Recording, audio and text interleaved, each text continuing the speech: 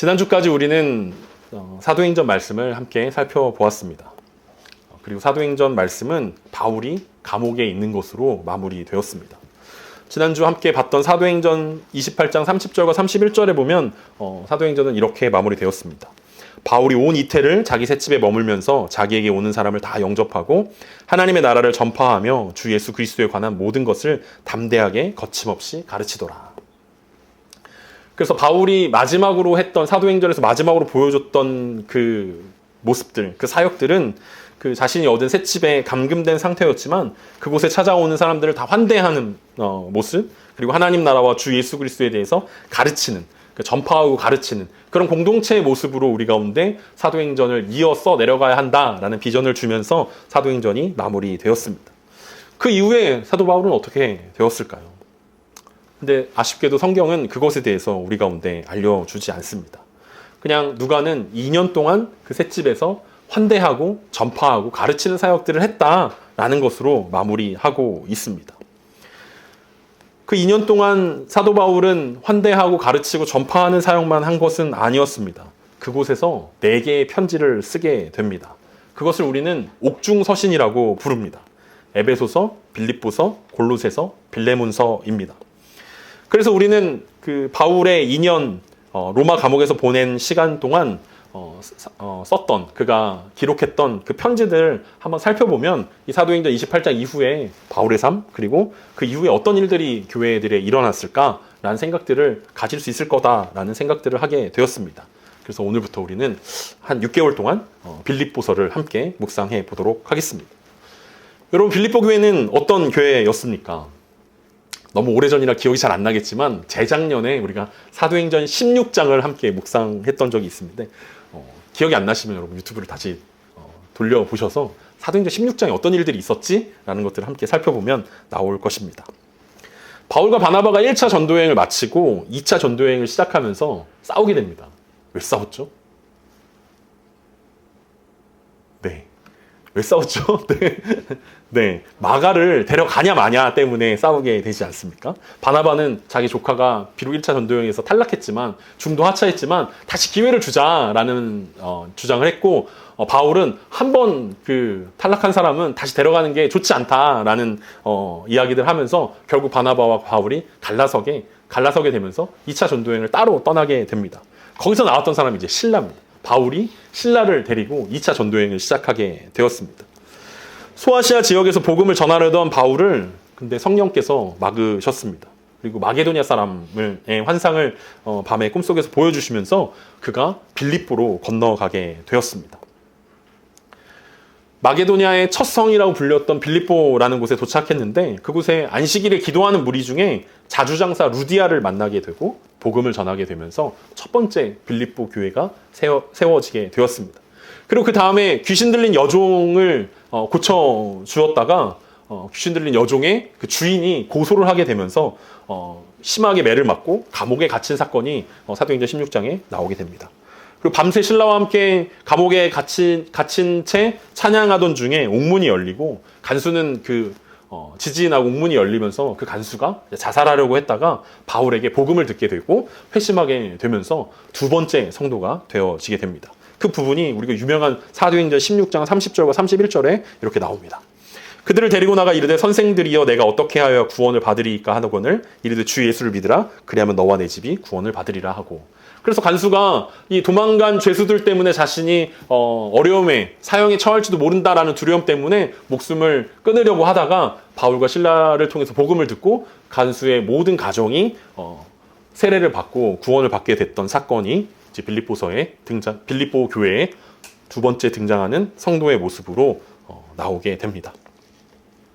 그리고 급하게 빌립보를 떠나 데살로니가 그리고 베레와 고린도로 이동하는 것이 바울의 2차 전도 여행이었습니다. 이게 바울이 지금 로마에 갇히기 약 12년 전쯤에 일어났던 일이었습니다. 짧은 빌립보 교회와의 만남 이후에도 빌립보 교회는 계속 성장해왔고 지속적으로 바울의 사역에 동참했습니다. 바울이 로마 감옥에 갇혔다라는 소식을 들은 빌립보 교회는 그 빌립보 교회 성도 중에 한 명이었던 에바브로 디도편에 편지와 후원금을 전달했습니다.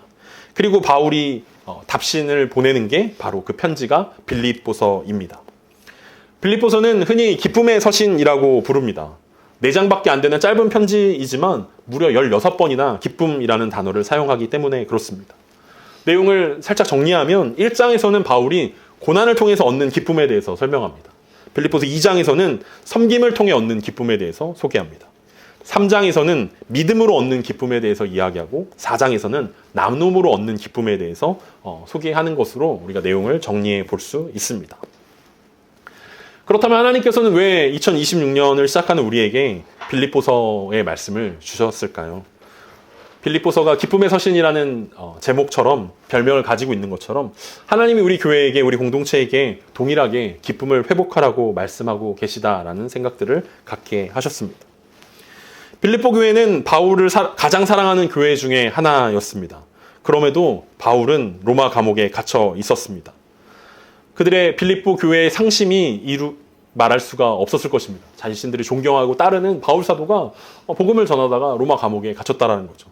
그리고 빌립보는 로마의 그 소도시였기 때문에 로마 황제에게 상소한다라는 거, 그리고 로마 감옥에 갇혔다라는 게 무슨 의미인지 누구보다 더 잘 알고 있었을 것입니다.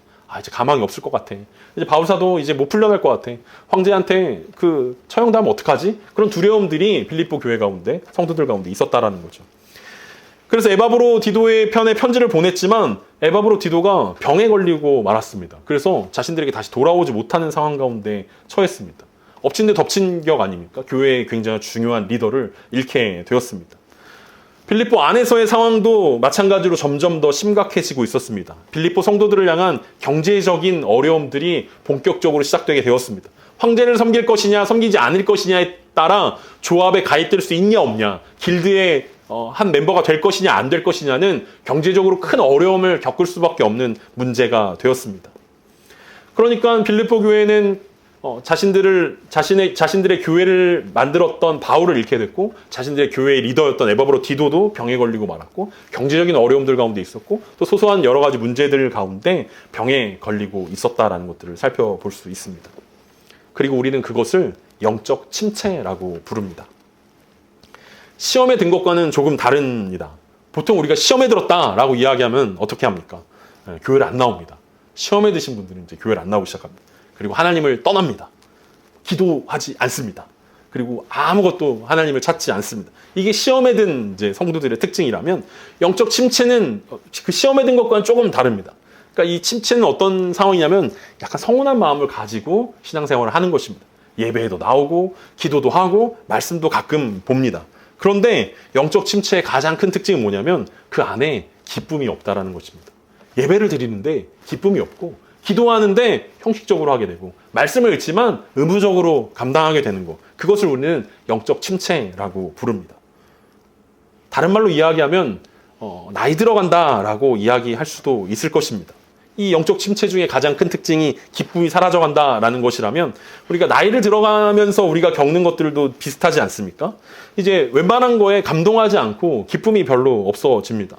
옛날에는 맛있는 것만 먹어도 와 진짜 맛있다, 되게 행복하다라는 마음이 들었는데, 이제 나이가 들어서 맛있는 걸 먹어보면 그냥 그렇지 지난번에 먹어봤던 게 더 맛있네, 이런 반응이 나오지 않습니까? 좋은 것을 보아도 옛날에는 대단하다, 하나님이 이런 아름다운 멋진 광경을 주셨네 라고 하는데, 우리 마음 가운데는 저기 미국의 그랜드 캐니언이 더 멋있다더라, 어디가 더 좋다더라, 그런 감동이 사라지는 모습들을 보게 됩니다. 다 해봤던 것이고 다 경험해본 것들이라는 생각들이 우리 마음 가운데 있기 때문에 그렇게 감동이 사라지고 기쁨이 사라지는 모습들이 우리 가운데 있게 된다는 거죠. 그것을 우리는 침체라고 이야기하고, 기쁨이 사라진 상황들을 이야기합니다. 우리 중에는 무려 20년이 넘게 한 직장에 다니는 분들도 계시지 않습니까? 그런 분들에게 내일이라는 기대감들이, 회사에 가면 또 새로운 일들이 있겠지? 또 새로운 사람 만나겠지? 이런 기대감을 찾는다는 건 사실 쉽지 않을 것입니다. 우리 모두에게 해당되는 내용일 것입니다. 우리는 내일 어떤 일이 일어날지 잘 알고 있습니다. 예측 가능하다는 것입니다. 근데 예측 가능하다는 것은 한편으로는 안정적이고 편하다라는 장점이 있지만, 다른 한편으로는 기대감이 없다라는 단점이 생길 수밖에 없습니다. 내일 무슨 일이 일어날지 우리는 잘 알고 있습니다. 25일은 카드값이 나가는 날입니다. 그 전까지 우리는 돈을 준비해놔야 됩니다. 며칠에는 무슨 일을 해야 됩니다. 고지서가 날라오는 거고, 무슨 일이 있고, 무슨 일정들이 다 빽빽하게 잡혀져 있습니다. 예측 가능한 하루하루를 살아간다라는 거죠. 근데 그것 가운데 새로움에 대한 기대가 사라진다라는 거죠. 직장만 그렇겠습니까? 가정은 어떻습니까? 우리의 공동체는 어떻습니까? 여러분들 가운데는 2020년을 시작하면서 어떤 기대감을 가지고 있습니까? 어떤 소망을 가지고 어떤 설렘을 가지고 우리는 새로운 한 해를 시작하려고 합니까? 그래서 하나님께서 우리 가운데 빌립보서 말씀을 통해서 기쁨을 회복하라고 말씀하고 계십니다. 이 빌립보서의 말씀을 통해서 바울이 그토록 원했던 빌립보 성도들에게 너희가 기쁨을 회복했으면 좋겠다. 지금까지 바울과 뜨겁게 동역하는 그 관계가 계속해서 이어지고 있지만 그 안에 기쁨이 사라져버린 빌립보 교회 가운데 제발 기쁨이 회복됐으면 좋겠다. 예배할 때 기뻐할 수 있었으면 좋겠고, 기도할 때 기쁨이 회복됐으면 좋겠고, 말씀을 읽는 그 기쁨들이, 그 감동들이 새롭게 처음 하는 것처럼 그들 가운데 부어졌으면 좋겠다라는 거죠. 12년이 된 그 빌립보 교회 가운데 이 빌립보서를 통해서 기쁨을 회복하고 싶었다면 어쩌면 우리 공동체 가운데도, 우리의 인생 가운데도 하나님께서 이 빌립보서 말씀을 통해서 기쁨을 회복하길 원하신다라는 그 소망을 갖고 함께 오늘 본문을 보도록 하겠습니다. 오늘 본문 1절 말씀입니다. 그리스도 예수의 종 바울과 디모데는 그리스도 예수 안에서 빌립보에 사는 모든 성도와 또한 감독들과 집사들에게 편지하노니. 우리는 성경 말씀이 성령의 감동으로 쓰여진 책이라는 것을 잘 알고 있습니다. 그런데 성령의 감동으로 쓰여졌다는 것은 한 번에 막 써내려간다라는 뜻을 의미하는 것은 아닙니다. 그러니까 하나님께서 성령을 통해서 바울의 감동을 주셔서 이 글들이 나오긴 했지만 그것이 무슨 바울이 타이핑을 치듯이 계속 그냥 끊임없이 막 말씀이 막 떠올라서 막 이렇게 쳐 내려갔다라는 뜻을 의미하는 것들은 아니라는 거죠. 그러니까 바울이 글을 쓴다라는 것은 수정하고 또 수정하면서 고치고 또 고치는 과정을 겪는 것이다라고 우리는 이해할 수 있습니다. 그러니까 각각의 편지마다 가지고 있는 특징들이 다를 수밖에 없고 단어들이 다를 수밖에 없다라는 것들을 인정하면서 우리가 말씀을 봐야 조금 더 풍성한 의미들을 우리가 깨달을 수 있다라는 거죠. 그래서 바울이 이 단어를 쓸 때, 단어를 고를 때 바울은 굉장히 고심해서 그 단어들을 고릅니다. 그러니까 형식적인 그 문장인 것 같지만 그 형식적인 인사인 것 같지만 우리가 회사에서 업무 볼 때 늘 귀하의 업체 무궁한 발전을 기원합니다. 이렇게 쓰는 그냥 그런 말인 것 같지만 바울은 그런 말 중에서도 어떤 단어를 써야 될까 굉장히 고심해서 썼다라는 거죠. 이 단어를 썼다, 지웠다, 다른 단어를 넣었다, 이런 작업들을 해야 그 성경의 한 편지가 써 내려져 갈 수 있는 것입니다. 오늘 바울이 빌립보 교회에 보내는 편지를 보내면서 우리는 뭔가 특이한 단어들을 발견하게 됩니다. 바울은 보통 자신을 소개할 때 그리스도 예수의 사도된 나 바울은 이라는 제목으로 편지를 쓰게 됩니다. 그런데 오늘 빌립보서의 특징은 뭐냐면 그리스도 예수의 종 바울과 디모데는 이라고 자신을 소개하면서 편지를 시작하게 됩니다. 왜 빌립보서는 특이하게 종이라는 단어로 자신을 소개했을까요? 자신을 종이라고 소개하려면 이 수신자와의 어떤 관계 가운데 있는지를 우리는 생각해 볼 수 있습니다. 그러니까 바울이 보통 자신을 그리스도 예수의 사도라고 소개했을 때는 왜 그랬냐면 그 문제가 있는 교회들이 바울의 사도권을 인정하지 않는 교회들이 편지할 때는 바울은 꼭 사도라는 이름을 붙입니다. 내 권위는 나에게서 나온 게 아니라 하나님이 주신 것입니다 라는 의미로 사도라는 단어를 주게 됩니다. 근데 빌립보 교회는 바울과 아주 좋은 관계를 유지했기 때문에 바울이 굳이 자신을 사도라고 소개할 필요가 전혀 없었습니다.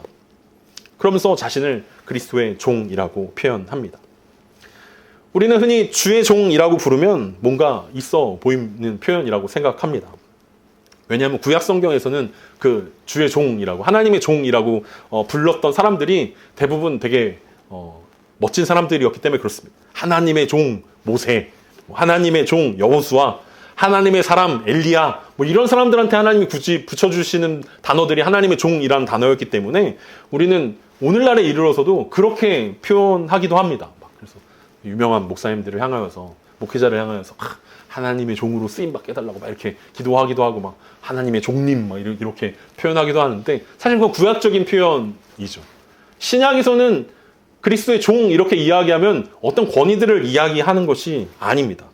이 구약의 고급진 표현과는 전혀 다른 종의 모습을 그들은 연상할 것입니다. 왜냐하면 실제로 그들은 종된 삶들을 살았기 때문에 그렇습니다. 이 종이라는 뜻은 종이라고 이야기하면 약간 하인 이런 느낌이 들지만 사실 성경에서 쓰는 종이라는 단어는 노예라는 뜻입니다.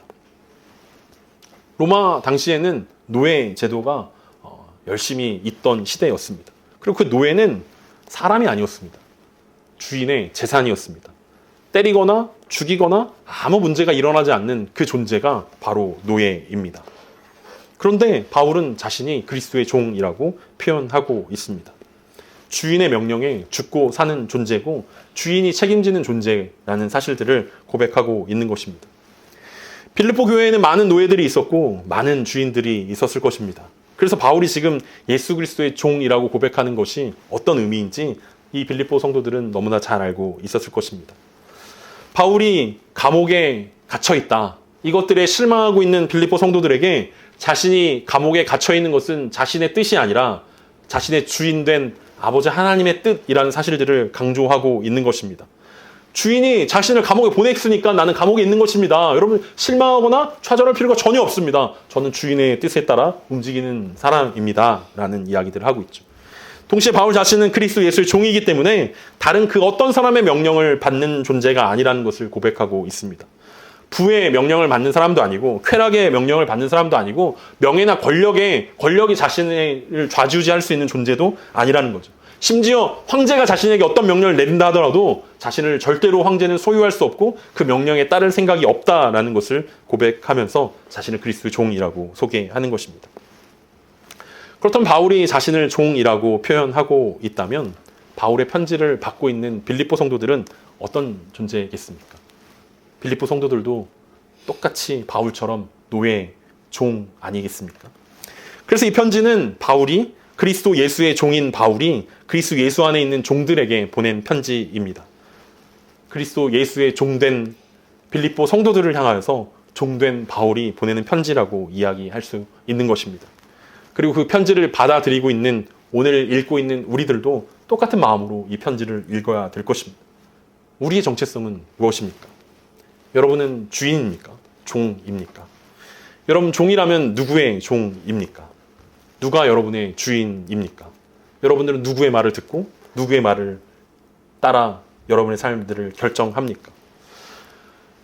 우리가 새해를 시작하면서 걱정하고 염려하는 이유는 사실 내가 주인이기 때문일 경우가 많이 있습니다. 내가 책임져야 된다는 마음들이 들기 때문에 내가 여기서 버텨야지, 내가 여기서 책임을 져야지, 내가 버티지 않으면 어떡해? 라는 그 마음들이 있기 때문에 내가 이 자녀를 책임지지 않으면, 내가 이 직장을 책임지지 않으면, 내가 이 재정을 책임지지 않으면 어떻게 내가 살아갈 수 있을까라는 생각 때문 아니겠습니까? 그 모든 것이 우리의 주인이 될 경우가 많이 있습니다. 돈의 노예가 될 수도 있고 쾌락의 노예가 될 수도 있습니다. 그런데 바울이 오늘 고백하고 있는 것은 주의 종은 두려워할 필요가 없고 걱정할 필요가 없고 염려할 필요가 없다는 것입니다. 왜냐하면 주인의 소유이기 때문에 그렇다는 것입니다. 예수 그리스도의 종인 바울에게 바울이 걱정할 것이 하나도 없었던 이유는 자신의 모든 삶을 주인 되신 예수 그리스도가 책임지기 때문이고 지금 이 편지를 받아들이고 있는 빌립보 성도들에게도 마찬가지입니다. 여러분들을 주장하고 있는 분은 그리스도 예수이기 때문에 걱정할 것이 없습니다. 내가 풀려나던 풀려나지 않던, 여러분 에바브로디도가 치유되건 치유되지 않건, 여러분의 교회에 문제가 많건 적건 걱정할 것이 전혀 없습니다. 라고 이야기합니다. 이 발신자 종이었다면 바울은 받는 사람을 이렇게 칭합니다. 뭐라고 받는 사람을 이야기합니까? 그리스도 예수 안에서 빌립보에 사는 모든 성도와 또한 감독들과 집사들에게 편지한다라고 이야기합니다. 예수 안에 있는 빌립보에 사는 모든 성도들이 이 빌립보서를 받아들이는 사람입니다. 바울은 성도의 두 가지 정체성을 이야기합니다. 빌립보 성도들은 하나는 예수 안에 있다라는 것이고 하나는 빌립보라는 세상에 발을 디디면서 사는 존재라고 이야기합니다. 하나님의 나라 백성들에게는 이중적인 의미를 담고 있습니다. 교회만 있는다고 해서 하나님의 백성이 되는 것도 아니고 기도만 한다고 해서 문제가 해결되는 것도 아닙니다. 당당하게 세상 가운데 세상의 시민으로 살아가야 되는 것이 하나님의 백성이라고 이야기하고 있습니다. 또 한편으로는 세상에서 세상에 속해서 세상처럼 살아가라는 의미도 아닙니다. 바울이 나중에 이야기하듯이 우리의 시민권은 하늘에 있기 때문에 바울은 두 가지 정체성을 다 기억해야 된다는 거죠. 우리가 그리스도 예수 안에 있고 빌립보 안에 있다. 이 두 가지 정체성을 잃어버리지 말아야 된다라는 이야기합니다. 세상에 있지만 구별된 존재라는 뜻이 성도라는 뜻입니다.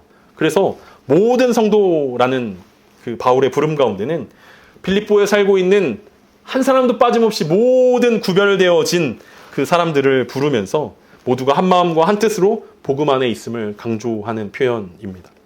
거기에는 감독도 포함되고 집사도 포함됩니다. 교회는 서열이나 권력 구조가 아니기 때문에 그렇습니다. 영혼을 책임지는 섬기는 일을 하고 있는 감독이나 장로라고 표현할 수 있죠. 그리고 구제를 담당하는, 구제를 통해서 섬김을 역할들을 감당하고 있는 집사들이 빌립보 교회에 존재했습니다. 그리고 그것은 어떤 서열을 의미하는 것이 아니라 섬김의 모습들을 이야기하고 있습니다. 그리고 그들이 하나 되지 못하는 어려움도 그들 가운데는 여전히 존재하고 있었습니다. 그래서 바울은 그 한 단어 한 단어에 굉장히 세심하게 배려했다라는 거죠.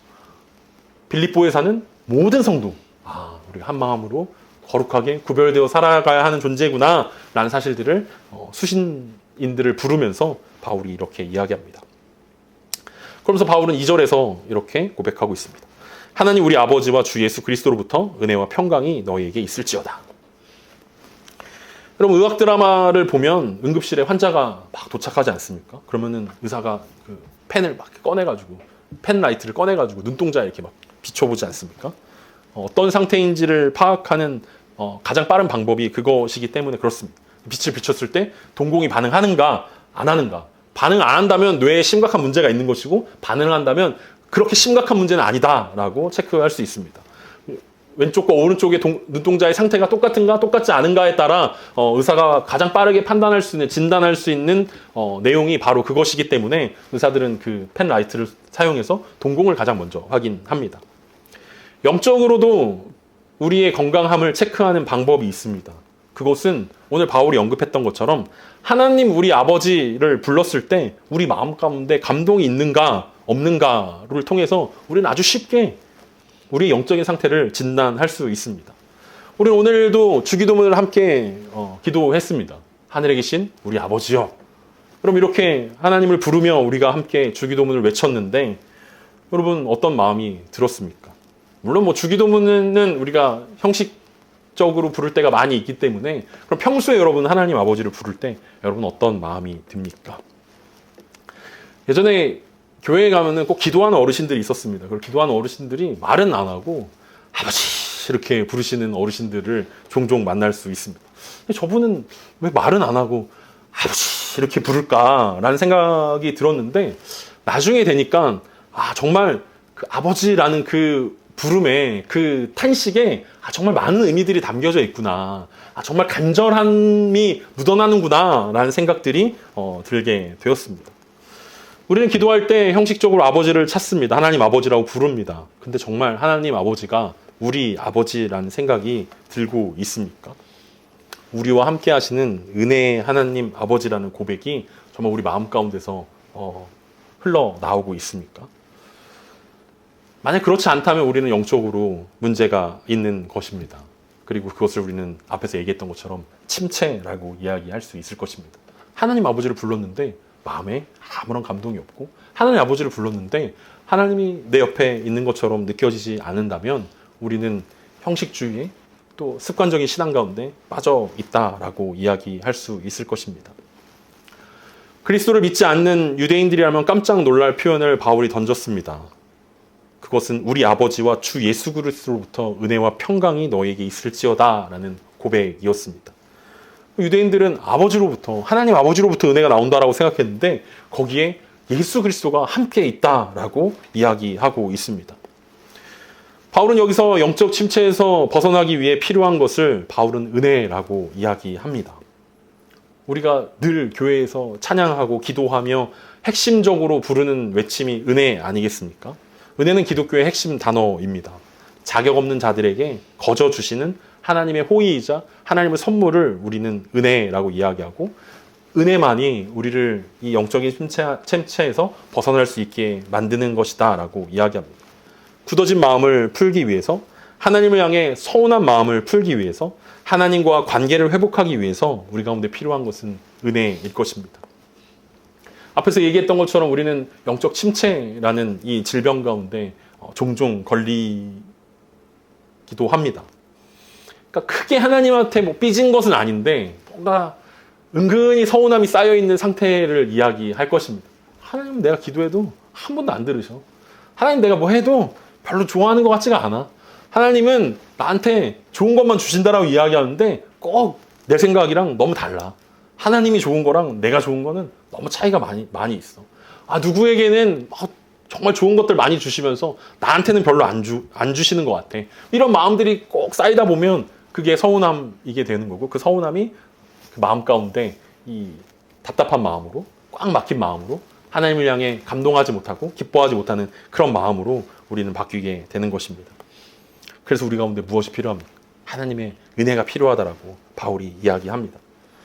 왜냐하면 그 은혜를 받아야만 그 다음 결과 하나님의 평강이 나타나기 때문에 그렇습니다. 은혜와 평강으로 축복했던 바울에게 하나님의 은혜를 받으면 평강이 임한다라고 우리 가운데 축복합니다. 평강은 샬롬이라는 뜻을 가지고 있다는 거 우리가 너무 잘 알고 있지 않습니까? 샬롬의 은혜가 우리 가운데 필요하다라는 거죠. 하나님의 평강은 하나님과의 관계가 회복된다는 것이고, 이웃과의 관계가 회복된다는 것이고, 나 자신과의 관계가 회복된다는 뜻을 가지고 있습니다. 그것을 우리는 합쳐서 샬롬이라고 표현합니다.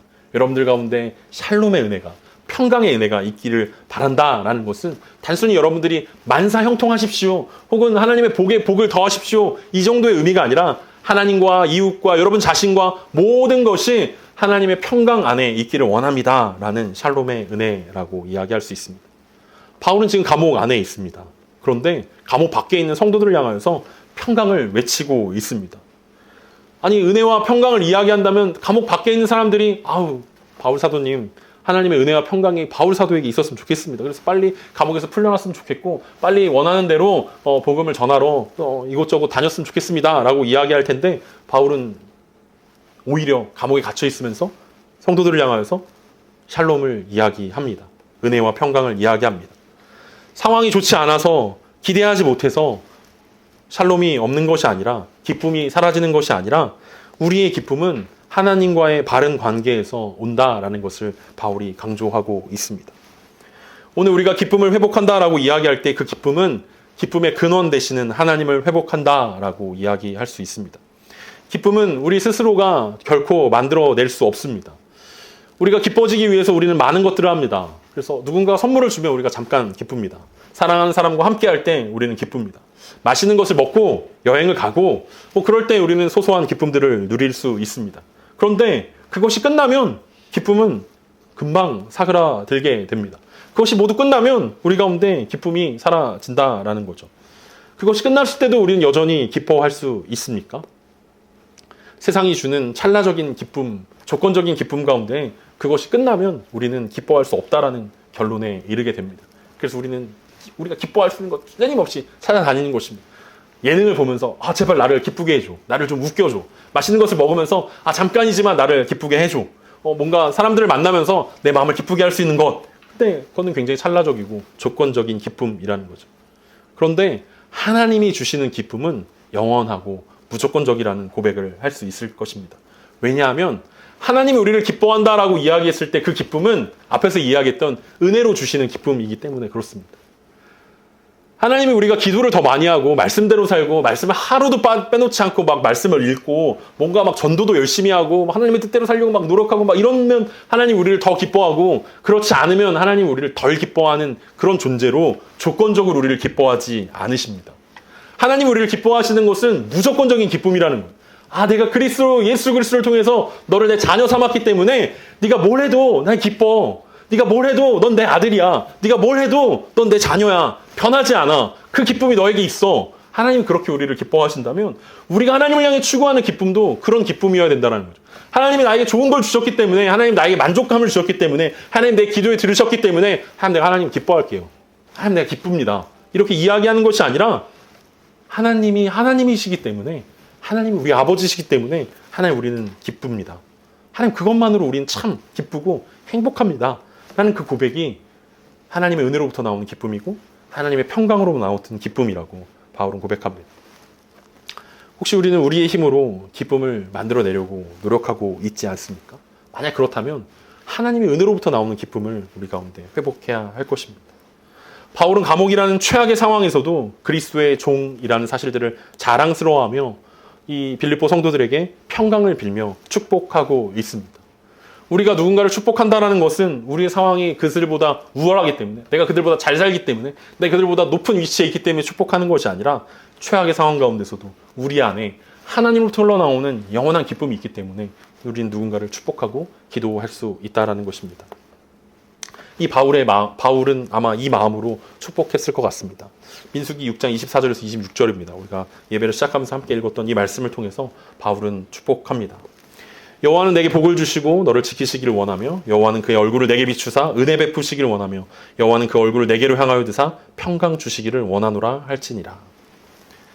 이 민수기를 통해서 이스라엘 백성들이 받기 원했던 것은 하나님의 은혜와 평강이었습니다. 그리고 바울도 똑같이 하나님 아버지와 우리 주 그리스도 예수 안에 있는 은혜와 평강을 빌립보 교회 성도들 가운데 주길 원했다면 이것이 하나님 아버지의 마음이고 우리를 향한 하나님의 뜻이라는 사실들을 우리가 기억하며 우리가 2026년 하나님의 은혜와 평강이 우리 가운데 넘쳐나기를 소망하며 주님 앞에 나아갈 수 있었으면 좋겠습니다. 혹시 우리 마음 가운데 주님을 향한 알기 모르는 서운한 마음이 있습니까? 하나님 아버지를 불러도 우리 마음 가운데 감동이 사라져 있습니까? 세상의 온갖 즐거운 것과 기쁜 것들을 우리가 함께 함에도 불구하고 영원한 기쁨을 누리지 못해서 우리 안에 샬롬의 은혜가 사라져 있다면 오늘 이 시간 그 샬롬의 은혜가 우리 가운데 회복되어질 수 있기를, 그래서 우리가 아버지 하나님을 부를 때 감격의 눈물이, 감동의 역사가 우리 가운데 회복되어지고 무엇보다도 우리 삶 가운데 기도의 기쁨이, 말씀의 기쁨이, 하나님의 자녀된 그 기쁨이 회복되어지는 2026년 되길 간절히 소망합니다.